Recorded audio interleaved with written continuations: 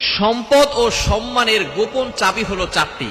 এই চারটি চাবি যদি আপনি আপনার ভিতরে ফিট করতে পারেন, চারটি আমল যদি আপনি আপনার ভিতরে ফিট করতে পারেন, আল্লাহ আপনাকে সম্পদ দান করবেন এবং আল্লাহ তাআলা সম্মানের মালিক বানাবেন।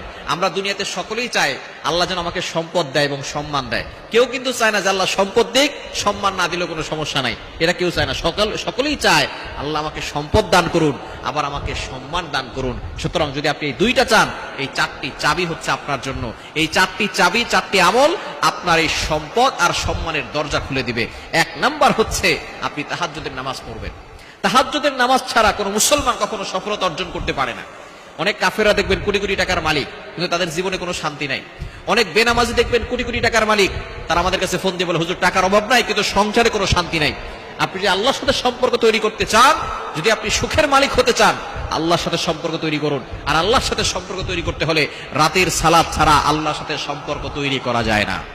আল্লাহর নৈকট্য অর্জন করতে হলে তাহাজ্জুদের নামাজ পড়তে হবে। নবীজি সাল্লাল্লাহু আলাইহি ওয়াসাল্লাম জানিয়ে দিয়েছেন, তাহাজ্জুদের শেষ সময় আল্লাহ তাআলা প্রথম আসমানে আসেন। সহিহ বুখারীর হাদিস। প্রথম আসমানে এসে বান্দাদেরকে ডাকতে থাকেন, আলা মিন মুস্তাগফিরিন ফাস্তাগফির আলা, কে আছো গুনাহ করেছো, আমি আল্লাহর কাছে ক্ষমা চাও।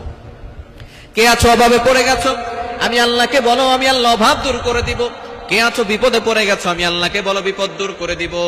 কে আছো টেনশনে আছো, টেনশনের কথা আমি আল্লাহর কাছে বলো, আমি আল্লাহ টেনশন মুক্তির ব্যবস্থা করে দিব।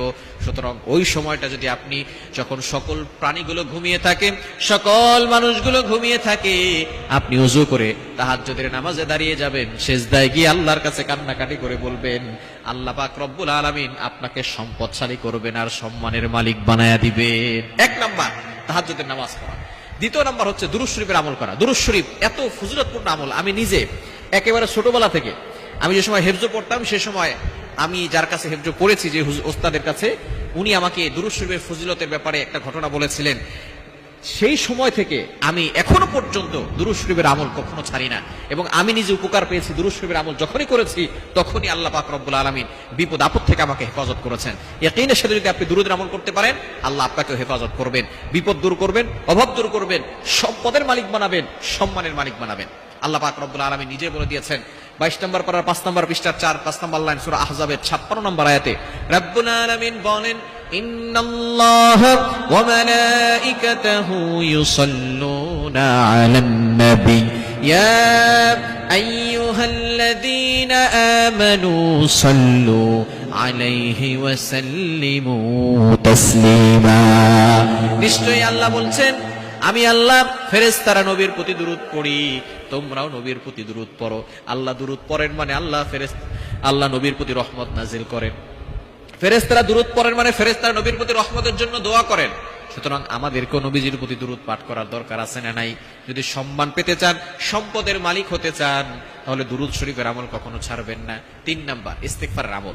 যত বেশি পারবেন ইস্তিগফার, আস্তাগফিরুল্লাহ আস্তাগফিরুল্লাহ আস্তাগফিরুল্লাহ পড়বেন, আল্লাহ পাক রব্বুল আলামিন দেখবেন আপনার সকল বিপদ আপদ, দুশ্চিন্তা, টেনশন, ঋণের বোঝা সবকিছু দূর করে দিবেন।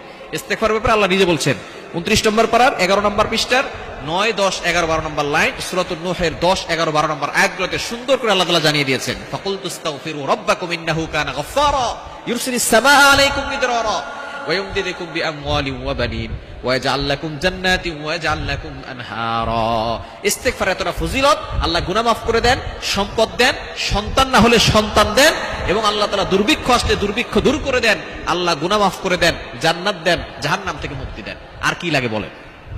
3 নাম্বার ইস্তিগফার। 4 নাম্বার মুত্তাকি হওয়া, আল্লাহর ভয় অন্তরে ফিট করা।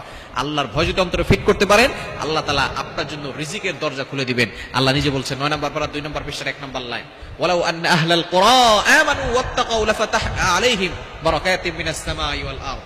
যাদের অন্তরে আল্লাহর ভয় আছে, মুত্তাকি হবে, তাদের জন্য আল্লাহ তাআলা আসমানের দরজাগুলো খুলে দিবেন, রিজিকের দরজাগুলো খুলে দিবেন, তারা সম্পদশালী হবে এবং আল্লাহ তাআলা তাদেরকে সম্মানের মালিক বানাবে।